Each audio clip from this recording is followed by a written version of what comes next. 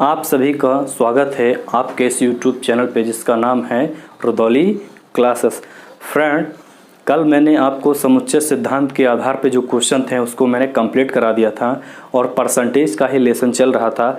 मैंने आपसे बताया था कि परसेंटेज में अभी आपका लेसन कंप्लीट नहीं हुआ है, अभी बहुत से क्वेश्चन हैं आपको मुझे कराने के लिए।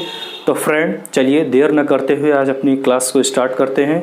आइए देखते हैं आज का पहला क्वेश्चन क्या है, उसको करने का तरीका क्या होगा। तो फ्रेंड ये रहा आज का पहला क्वेश्चन, ये इसको पढ़ते हैं फिर इसको सॉल्व करते हैं। क्वेश्चन ये है, सीता अपने वेतन का 40% भोजन पर, 20% मकान के किराए, 10% मनोरंजन पर तथा 10% परिवहन पर व्यय यानी कि खर्च करती है। यदि अंत में वह 1500 रुपये बचाती है तो उसका वेतन कितना है। फ्रेंड, सीता नाम की कोई लड़की है और उन्होंने बता दिया कि इतना वो खर्च करती हैं इन चीज़ों पर और लास्ट में 1500 रुपये उनके बच जाते हैं। तो आपको ये बताना होगा कि उनकी इनकम कितनी है। तो देखिए इस तरीके के क्वेश्चन जो है उनको सॉल्व करने का तरीका मैं एकदम आसान तरीका आपको बता देता हूँ। पहले जो खर्च हो रहा है परसेंटेज वो लिखिए। जैसे ये 40% भोजन पे खर्च किया तो यहाँ पे ये हमने लिख दिया 40%। फिर उसके बाद 20% मकान के किराए पर तो ये हमने लिखा 20%। फिर उसके बाद कहा हम 10% मनोरंजन पर तो ये हमने लिख दिया 10% मनोरंजन वाला। फिर उसने कहा तथा 10% परिवहन पर तो ये 10% परिवहन पर खर्च कर दिया। अब आगे कोई खर्च नहीं है। तो फ्रेंड पहले इन परसेंट को जोड़ लीजिए कि कितना परसेंट रुपया उसने खर्च कर दिया। ये 40 और 20 हो गए 60, 10 70, 10 80, यानी कि ये जो 80% निकला है 80% उसने अपना इनकम खर्च कर दिया है। 80% इनकम खर्च कर दिया और लास्ट में ये लिखा गया लास्ट में, यदि अंत में वह 1500 रुपये बचाती है। आपका वेतन जो है आपने 80% आपने वेतन अपना खर्च कर दिया तो आपका वेतन कितना बचा। आपका वेतन बचा 20% और यहाँ पे ये भी लिखा गया है कि वो 1500 रुपये बचाती है, यानी कि 20% रुपया उसको बच गया। 20% जो बचत होगी वो होगी 1500 के बराबर।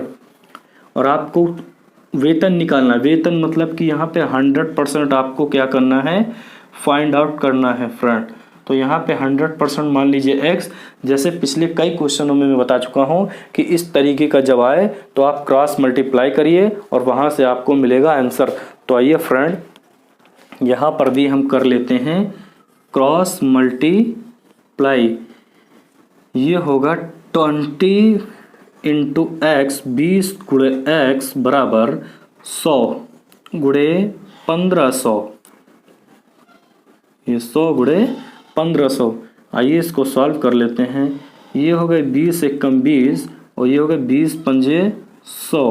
तो यहाँ से x बराबर जो आपको मिलेगा 15 गुणे 5 पहले करिए, 15 पचे 75, 15 पचे 75 और 75 के बाद ये 2 0, तो x बराबर आपको मिला 7500 और यही होगा उसका वेतन। तो फ्रेंड हमें मिला x इक्वल टू 7500 और ये है ऑप्शन नंबर आपका third. Option number third is right answer. तो फ्रेंड देखिए 1 2 3 4 लाइन का क्वेश्चन था और आपने कितने लाइन में उसको सॉल्व किया ये तो मैंने समझाने के लिए लिखा।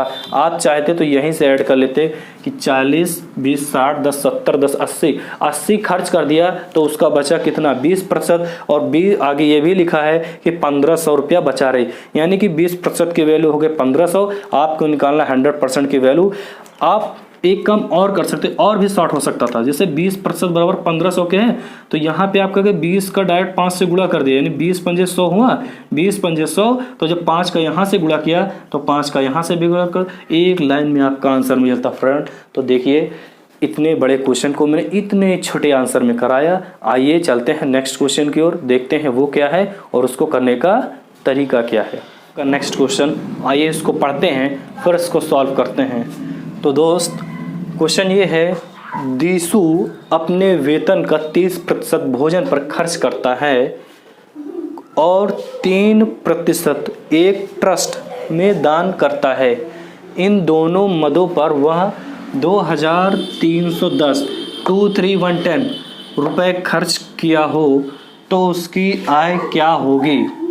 फ्रेंड, एक देशु नाम का लड़का है या लड़की है जो भी, वो 30% अपने भोजन पे खर्च किया पैसा और 3% एक ट्रस्ट में दान दे दिया और इस तरीके से उसने 2310 रुपये खर्च किया है। तो आपको बताना होगा इसकी इनकम क्या होगा। फ्रेंड, इससे पहले जो क्वेश्चन था तो उसने ये बताया था कि इतने इतने % रुपये खर्च किया है और इतने बचा लिया है।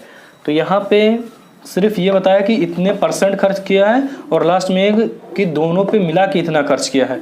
तो देखिए ये भी उसी तरीके का क्वेश्चन किया जाएगा जिससे पिछले वाला किया था।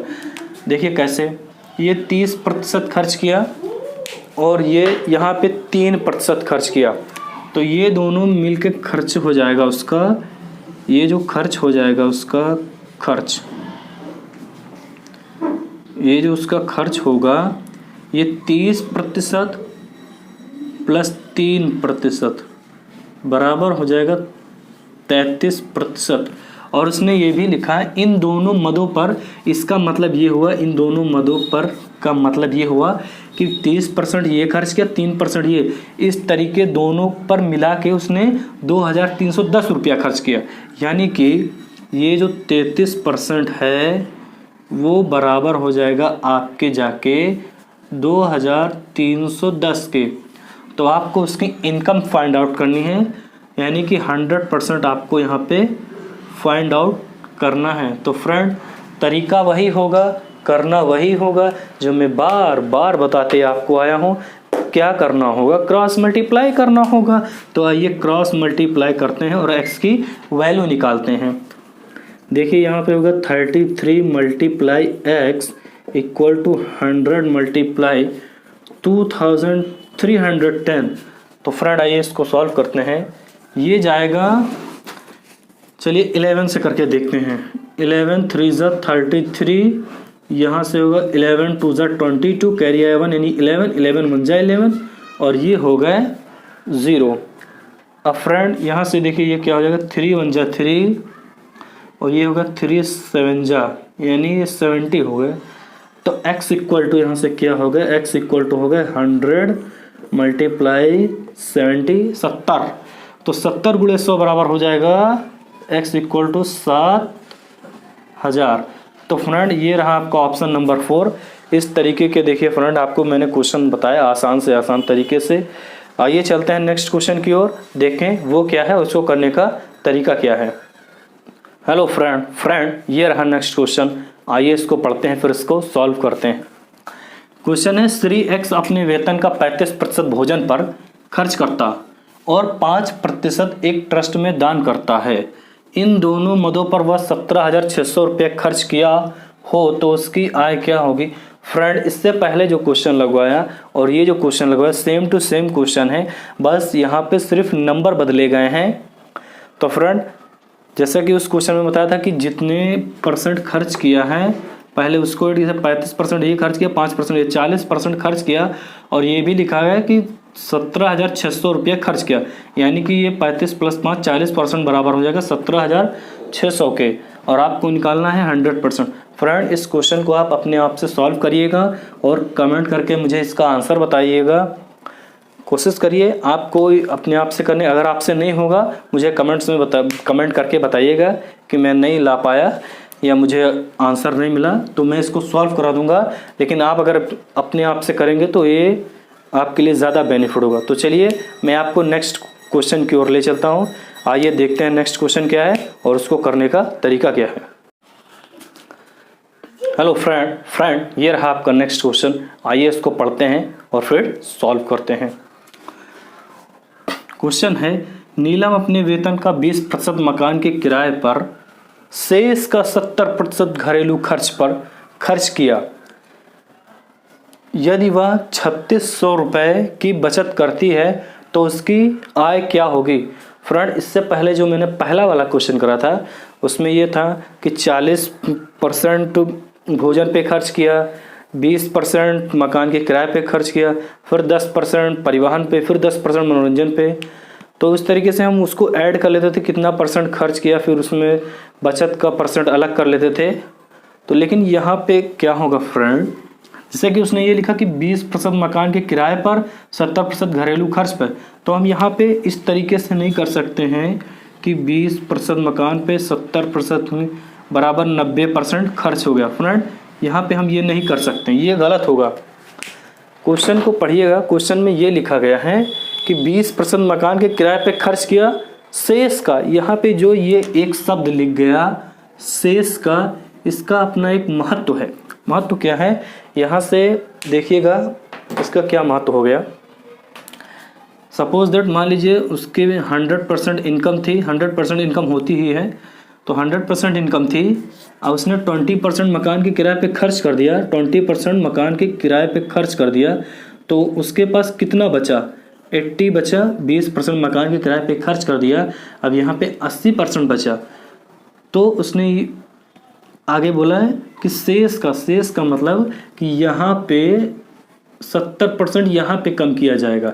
इससे पहले क्या करते थे हम कि इसे 100% है, उसमें 10%, 40% जो है क्या करते हैं किराए पर, 10% परिवहन पर, 10% मनोरंजन पे, तो इसको जोड़ते थे और इसमें से डायरेक्ट माइनस कर देते।